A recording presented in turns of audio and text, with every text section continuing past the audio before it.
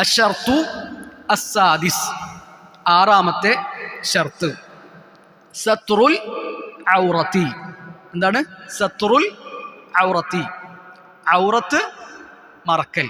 ഔറത്ത് മറക്കുക എന്നുള്ളത് നിസ്കാരത്തിന്റെ നിബന്ധനയാണ്. അജ്മഅ അഹ്ലുൽ ഇൽമി അലാ ഫസാദി സ്വലാത്തി മൻ സ്വല്ലാ ഉർയാനൻ വഹുവ യഖ്ദിർ. ഒരാൾക്ക് വസ്ത്രം ധരിക്കാനുള്ള കഴിവുണ്ട്, അയാളുടെ കയ്യിൽ വസ്ത്രമുണ്ട്, എന്നിട്ടും അയാൾ ഔറത്ത് മറക്കാതെ നിസ്കരിച്ചാൽ അയാളുടെ നിസ്കാരം ബാത്തിലാണ് എന്ന കാര്യത്തിൽ പണ്ഡിതന്മാർ ഏകാഭിപ്രായക്കാരാണ്.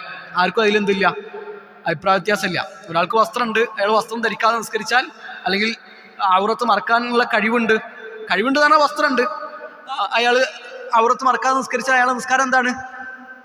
ബാത്തിലാണ്, നിസ്കാരം സ്വീകാര്യമല്ല. ഇവിടെ നമ്മൾ പ്രത്യേകം ശ്രദ്ധിക്കേണ്ട ഒരു കാര്യം, വസ്ത്രം ധരിക്കാന്നുള്ളത് ഔറത്ത് മറക്കാന്നുള്ളത് നിസ്കാരത്തിനും നിർബന്ധമാണ്, അല്ലാത്തപ്പോഴും എന്താണ്? നിർബന്ധമാണ്. ഖുർആൻ പറഞ്ഞല്ലോ, യാ ബനി ആദം ഖുദൂ സീനതകും ഇൻദ കുല്ലി മസ്ജിദ്.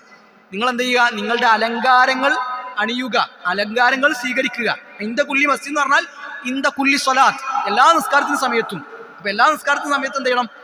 വസ്ത്രം ധരിച്ച് ഔറത്ത് മറച്ചിട്ടാണ് നമ്മൾ നിസ്കരിക്കേണ്ടത്. അത് ഏറ്റവും മാന്യമായ വസ്ത്രം ധരിക്കാൻ നമ്മൾ ശ്രദ്ധിക്കണം.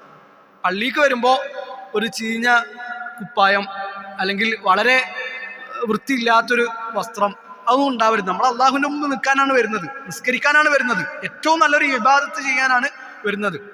നിസ്കാരത്തിൽ അല്ലാത്തപ്പോൾ തന്നെ നല്ല വസ്ത്രങ്ങൾ ധരിക്കേണ്ടവരാണ് നമ്മൾ. നിസ്കാരത്തിൽ അല്ലാത്ത സമയത്ത് തന്നെ നമ്മൾ നല്ല വസ്ത്രങ്ങൾ ധരിക്കേണ്ടവരാണ്. പിന്നെ നിസ്കാരത്തിന്റെ കാര്യം പ്രത്യേകം പറയണ്ടല്ലോ.